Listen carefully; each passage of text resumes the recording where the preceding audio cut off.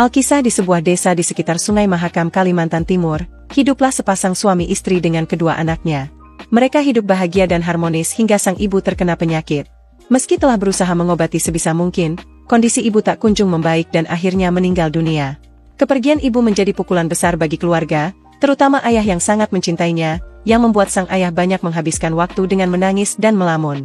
Ia tak peduli lagi pada persediaan kayu bakar yang semakin menipis, ladang yang mengering, bahkan anak-anaknya.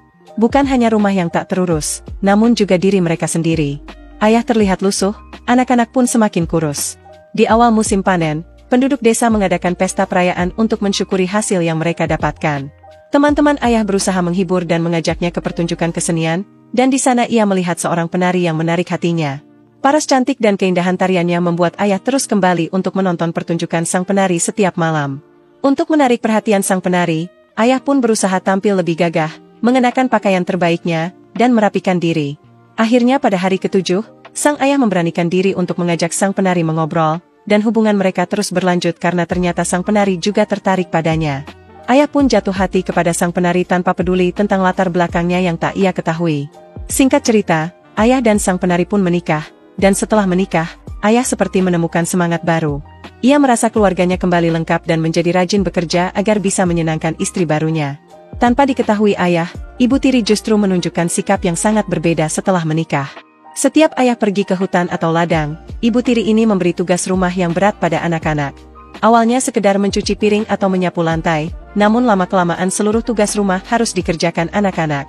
Tapi saat ayah pulang, ibu tiri akan berkata kalau sepanjang hari anak-anak hanya bermalas-malasan dan tak mau membantunya. Karena sangat mencintai istri barunya, sang ayah percaya sepenuhnya pada ibu tiri dan menegur anak-anak, bahkan ayah setuju saat ibu tiri ingin menghukum anak-anak dengan memberikan makanan sisa agar mereka bisa lebih menghargainya. Semakin lama, tugas yang diberikan ibu tiri semakin tak masuk akal. Ibu tiri meminta anak-anak mencari kayu bakar ke hutan, sebuah pekerjaan berat yang biasanya hanya dilakukan oleh lelaki dewasa. Mereka diminta pergi tanpa makan terlebih dahulu, dan tak diizinkan pulang sebelum mendapat satu keranjang penuh. Meski berhasil melakukan tugas ini, sesampainya di rumah anak-anak tetap hanya diberikan makanan sisa. Esok harinya, ibu tiri kembali meminta anak-anak mencari kayu bakar. Kali ini harus 2 kali lipat banyaknya, dan lagi-lagi mereka tidak diizinkan makan terlebih dahulu, serta tidak boleh pulang jika belum berhasil mengumpulkan kayu bakar. Saat malam tiba, keduanya baru berhasil mengumpulkan 1 keranjang kayu bakar. Tahu akan dimarahi jika pulang sebelum berhasil, anak-anak pun memutuskan untuk bermalam di hutan dengan perut kelaparan. Di pagi hari, anak-anak segera bangun untuk mencari 1 keranjang lagi agar bisa segera makan di rumah. Hari semakin siang, keduanya pun merasa semakin lapar sehingga akhirnya jatuh pingsan. Saat sadar, anak-anak sudah berada di bawah pohon rindang di area yang penuh dengan buah-buahan. Tanpa berpikir panjang, anak-anak itu pun langsung makan hingga kekenyangan. Setelahnya, anak-anak itu lanjut menyelesaikan tugas mencari kayu bakar lalu segera pulang. Sesampainya di rumah, anak-anak terkejut melihat rumah yang kosong. Bukan hanya orang tua mereka yang menghilang, tapi juga hampir semua barang di dalamnya. Ternyata selama mencari kayu, ayah dan ibu tiri pindah dari rumah itu. Karena panik dan tak tahu harus berbuat apa, anak-anak hanya bisa menangis. Setelah lebih tenang, anak-anak memutuskan untuk menjual semua kayu bakar yang tersisa pada tetangga agar bisa mendapat bekal mencari orang tuanya. Setelah 2 hari perjalanan, sampailah anak-anak di tepian Sungai Mahakam. Di sana terlihat rumah kecil dengan jemuran baju di depannya. Baju itu terlihat seperti punya ayah, dan mereka segera berlari masuk ke dalam rumah, tetapi kosong. Di dalam rumah tercium aroma masakan yang membuat perut anak-anak yang sudah kelaparan pun berbunyi nyaring. Ternyata, aroma lezat itu datangnya dari dapur. Di sana ada sebuah kuali berisi bubur yang sedang dimasak.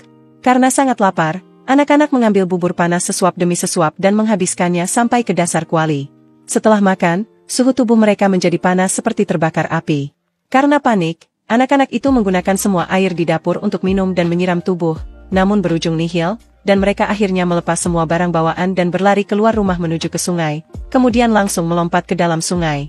Di saat yang sama, ayah dan ibu tiri sampai ke rumah. Saat masuk ke dapur, semuanya terlihat berantakan, dan terlihat barang anak-anak yang sudah berserakan di samping kuali kosong. Ayah lalu menyadari anak-anak datang mencarinya, dan ternyata mereka tidak kabur dari rumah seperti kata ibu tiri. Ayah pun keluar dan mencari anak-anaknya hingga ke tepi sungai, tapi tak menemukan siapapun. Di dalam sungai, ayah hanya melihat ada 2 makhluk seperti ikan berwajah mirip manusia yang menyemburkan air dari kepala mereka. Keduanya berenang berputar-putar seperti senang melihat ayah. Sang ayah menjadi curiga jika kedua makhluk itu adalah anaknya. Ayah berlari ke rumah untuk meminta tolong pada ibu tiri guna memastikan apa dua makhluk itu benar anak-anaknya. Namun ayah tak bisa menemukan ibu tiri dimanapun. Ibu tiri tiba-tiba menghilang begitu saja seperti bukan seorang manusia.